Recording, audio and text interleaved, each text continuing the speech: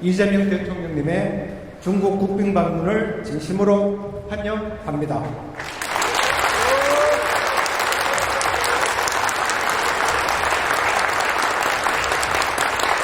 여러분, 우리가 오늘 같은 날을 얼마나 기다렸습니까? 다시 한번 버선발 반깁으로 대륙의 기운을 모아 대통령 네 분의 환영을 큰 박수로, 큰 한으로 맞이해주시기 바랍니다.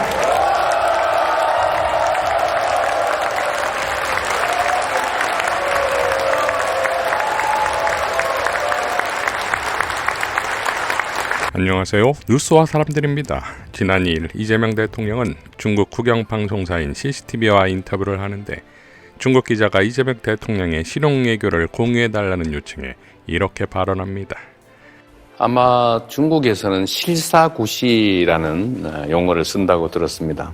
국제관계라고 하는 것은 모두 자국의 이익을 극대화하기 위해서 최선을 다하는 것이고 그게 상대의 국익을 침해하는 방식으로 이루어질 경우는 충돌을 피할 수가 없습니다.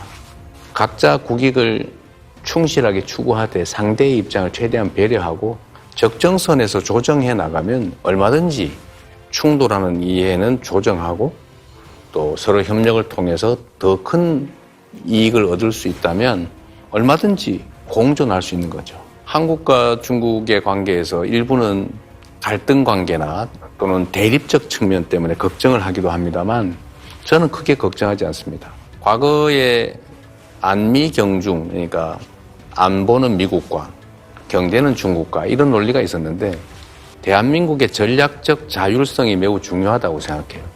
대한민국은 대한민국 국민들의 더 나은 삶, 대한민국의 국가적 이익을 위해서 존재하고 또 거기에 맞춰서 행동해야 합니다. 그런데 그 문제와 관련해서 제가 미국과의 안보 측면에서의 협력은 우리는 피할 수가 없죠. 군사 동맹 관계이니까.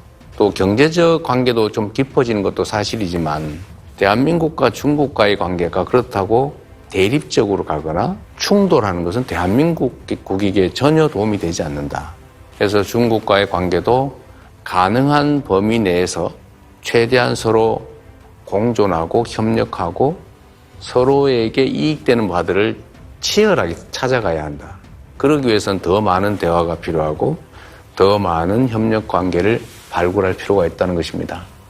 그런 면에서 보면 중국도 한국이 필요한 존재일 수 있고 한국은 중국이 필요한 존재이기 때문에 서로에게 더 필요한 것이 무엇인지를 끊임없이 대화하고 찾아내야 돼요. 그래서 저는 한국과 중국 간의 이런 정상 간 만남도 저는 좀 정확하게는 안 될지라도 최소한 1년에 한 번쯤은 서로 만나는 기회를 만들면 좋겠다. 뭐 제가 가도 좋고 중국 지도부가 한국으로 와도 좋고 뭐 그런 건 따지지 말고 이 복잡한 환경 속에서 또 상황이 점점 어려워지는 측면도 있기 때문에 이럴수록 더 많은 대화를 통해서 더 새로운 길, 더 나은 길을 끊임없이 찾아보자 하는 게 제 입장입니다. 그리고 그 일을 통해서 저는 한중 관계도 지금보다는 훨씬 더 높은 단계로, 더 깊은 단계로 발전할 수 있다고 저는 확신하죠. 자, 그야말로 감탄이 절로나지요. 그런데 다음날 3일 새벽 트럼프는 베네수엘라 공습과 함께 CIA와 델타포스를 투입해 마두로를 생포했고 바로 미국으로 압송합니다. 그야말로 영화 시카리오의 실사판입니다.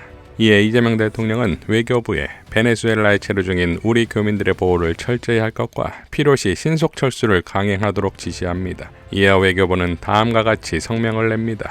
우리 정부는 최근 베네수엘라 상황을 예의주시하고 있다. 우리 정부는 영내 긴장을 완화시키기 위해 모든 당사자들이 최대한의 노력을 기울일 것을 촉구하며 베네수엘라 국민들의 의사가 존중되는 가운데 민주주의가 회복되고 대화를 통해 베네수엘라 상황이 조속히 안정되기를 희망한다.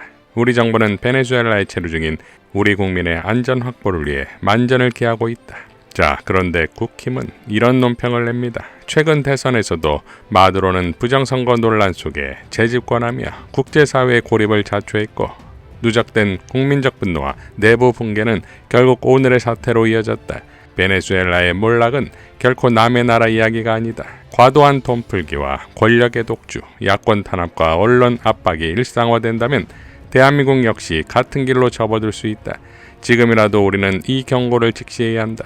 역사와 국제 사례는 미래를 읽는 중요한 나침반이다. 대한민국이 베네수엘라가 되지 않도록 막아야 한다. 자, 부정선거, 국제사회 고립, 누적된 국민 분노, 권력 독주, 야권 탄압, 언론 압박, 다 윤석열 정권이 아니었습니까? 국힘의 이러한 현실과의 괴리에서 오는 국힘의 자충수이자 자폭은 이해훈 건에서 정점에 이릅니다. 박지원 의원은 국힘에서 그 누가 이해훈에게 돌을 던질 수 있나요? 당신들이 5번 공천할 때는 깨끗했고 장관 임명 발표 후 그 사이 며칠 만에 그렇게 비리 정치인이 되었나요? 라고 일갈했고, 장영진 기자는 국힘이 이해훈 검증 벼른다고? 아서라, 너네도 많다던데 뭘 그러냐? 이해훈 쪽도 벼른단다. 대받아칠 치명적 한방 준비해뒀대나 뭐래나 라고 밝혔는데, 어디 대받아칠 것이 한두 개겠습니까? 이해훈 건으로 청문회 준비해서 끝날 때까지 국힘이 어떻게 스스로 붕괴되는지 역대급 팍퐁각이 될 것입니다. 뉴스와 사람들이 이번에 질의한 원내대표 후보자 투표는 출마 의사를 밝힌 4인에 대해서 진행했는데, 많은 분들이 서영교가 후보에 없다고 질책했습니다. 서영교 의원은 지난 1일 이렇게 밝혔습니다. 많은 분들의 원내대표 보궐 출마 요청이 있었지만 이재명 정부의 진정한 성공을 위해 서영교가 서울시장을 영원히 교체하겠습니다. 4일에도 이렇게 밝혔습니다. 1월 1, 2, 3 지나고 4일이네요. 서영교에게 원내대표 출마에 관한 요구가 너무 많습니다. 감사합니다. 서영교가 원내대표 해서 필요한 법안들 잘 통과시키고 이재명 정부 잘 뒷받침하고, 그리고 또 민생 법안, 경제 법안, 그리고 상생 법안 잘 통과시켜 줬으면 좋겠다, 이런 말씀이 아주 많으십니다. 예, 원내대표를 하면 법사위를 같이 할 수 있느냐에 대한 고민도 많습니다. 전 우선 법사위가 아주 중요해서요, 법사위를 계속하고, 그리고 또 저는 서울시장 후보로 뛰겠다라고 말씀드린 지 한 달이 넘게 지나고 있기 때문에 제가 서울시장 후보를 매진하는 것이 맞다, 이렇게 말씀드립니다.